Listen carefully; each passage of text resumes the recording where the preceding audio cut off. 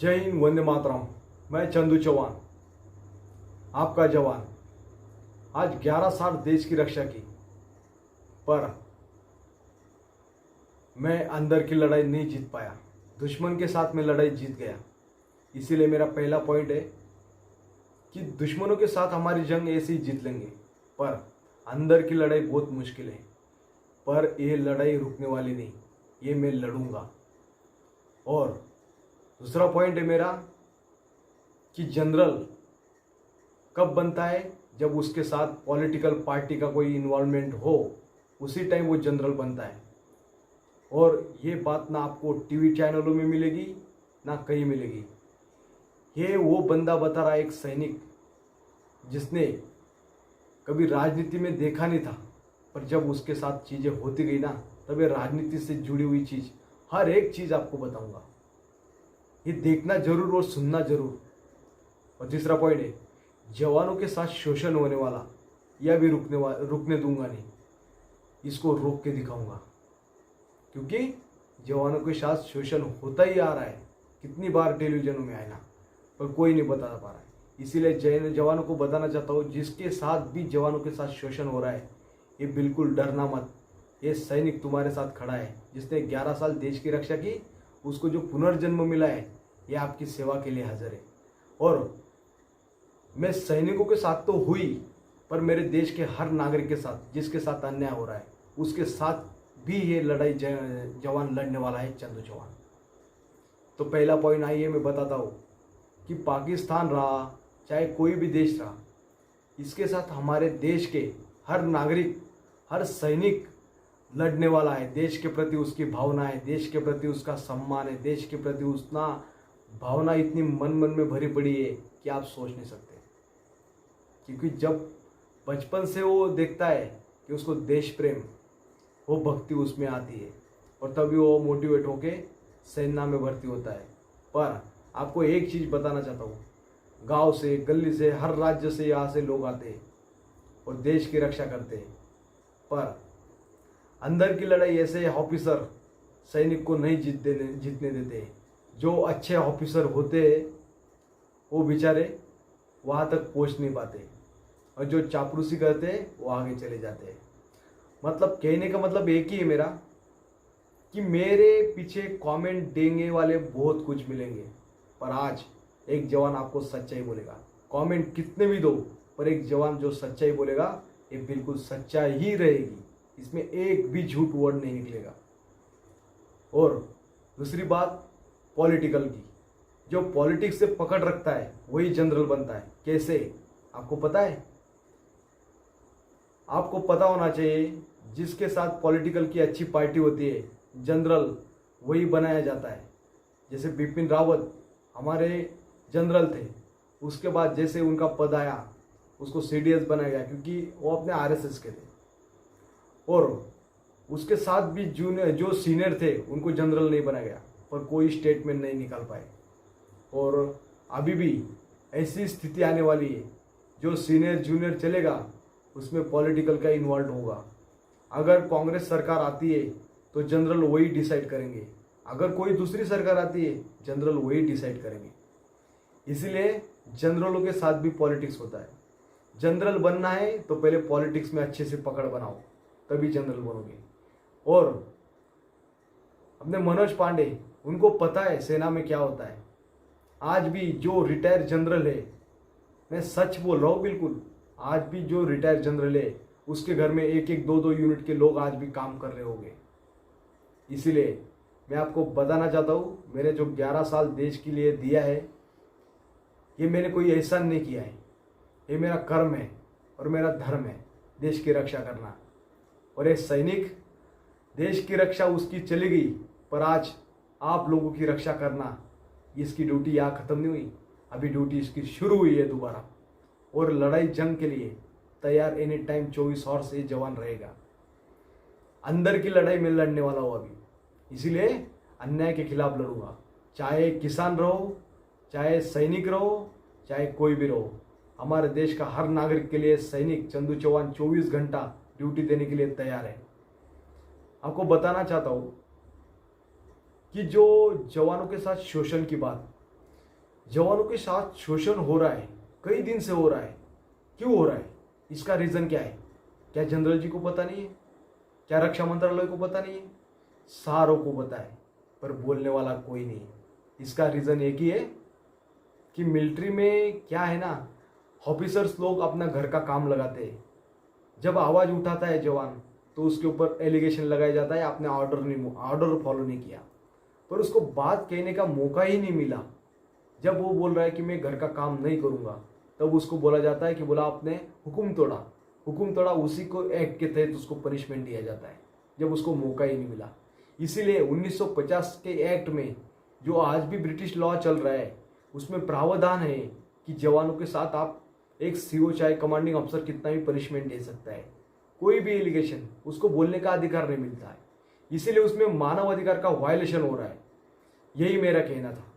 और कई जवानों ने सोशल मीडिया पे कई वीडियो डाले, उनकी नौकरी चली गई, सारा चीज चली गई।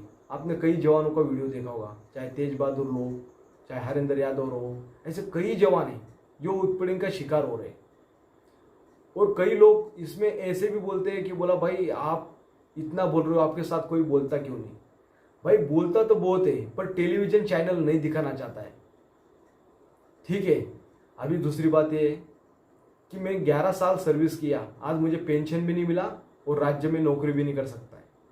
पाकिस्तान में मैंने चार महीना यातना तो झेली, और पॉलिटिक्स के लीडर के माध्यम से मैं आया। और उसके बाद क्या हुआ पता है?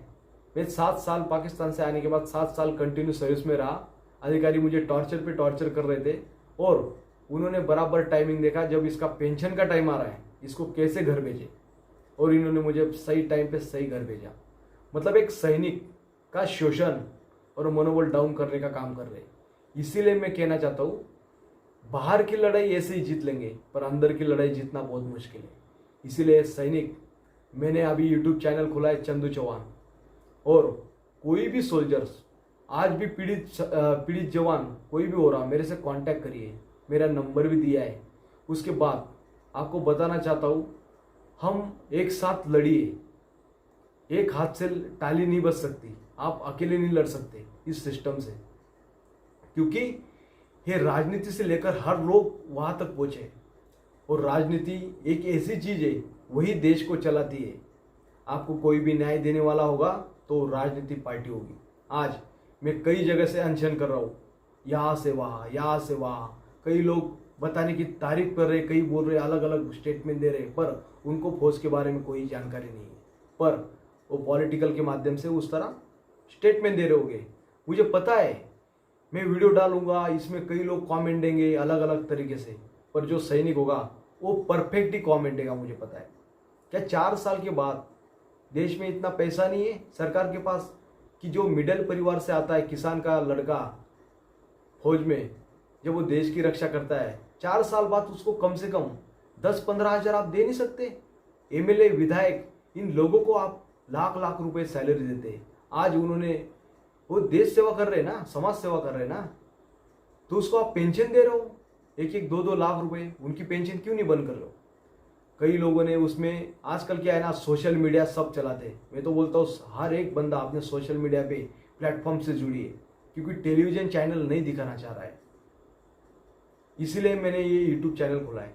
मेरे साथ कोई भी जवान होगा जो उत्पीड़न का शिकार हो रहा है, जिसको ऑफिसर तंग कर रहे हैं, कुछ कर रहे हैं, मैं उसका नाम नहीं बताऊंगा, पर उस ऑफिसर्स का नाम मुझे बताइए। मैं जिस तरह पाकिस्तान में अपनी यातना झेली, वहां तक मैंने लड़ाई लड़ ली, उसके बाद मुझे आज अंदर ही अपने घर में ही लड़ाई नहीं जीत पा रहा हूं मैं। पर कोई बात नहीं, ये सैनिक कभी हारता नहीं। मैंने कसम खाई है अपने देश की, कोई भी जवान उत्पीड़न का शिकार होगा तो ये चंदू चौहान उसके लिए खड़ा रहेगा 24 घंटा, 24 हॉर्स। और मैंने ये भी बताया है कि हमारे देश के हर नागरिक को, कोई भी किसके साथ अन्याय हो रहा है, ये सैनिक चंदू चौहान 24 घंटा अवेलेबल रहेगा। मेरा मोबाइल नंबर भी आपको दिया है।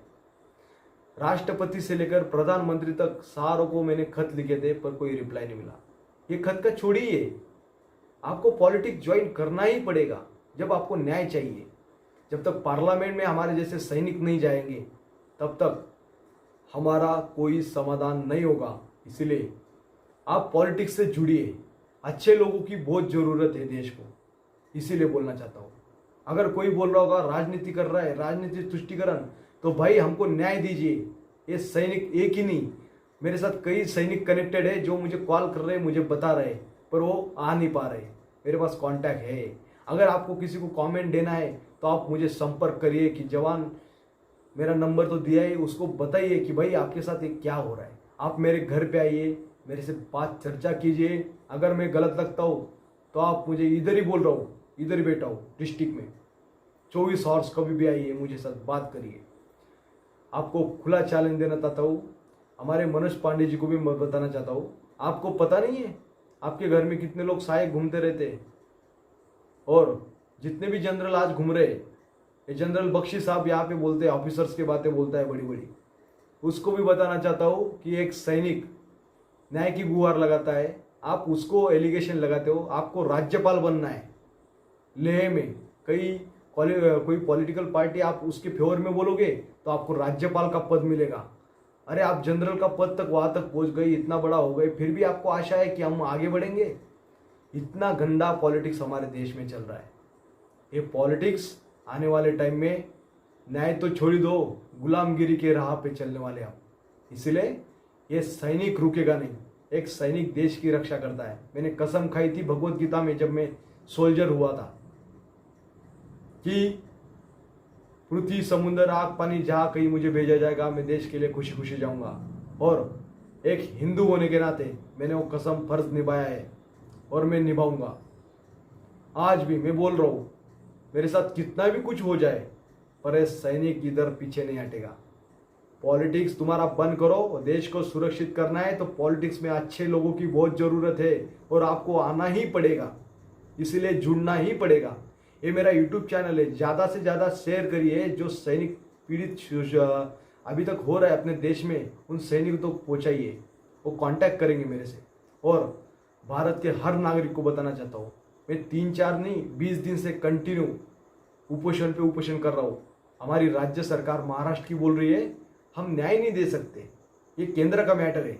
और केंद्र सरकार को भी मैंने दिल्ली में अनशन किया था 2019 में, पत्र व्यवहार भी किए थे, पर उन्होंने भी कोई ध्यान नहीं दी। इसीलिए अधिकारियों ने गलत फायदा उठाया और आज मुझे 11 साल के बाद घर पे भेज दिया और बोला गया कि आपको राज्य में, दूसरी राज्य में नौकरी भी नहीं कर सकते।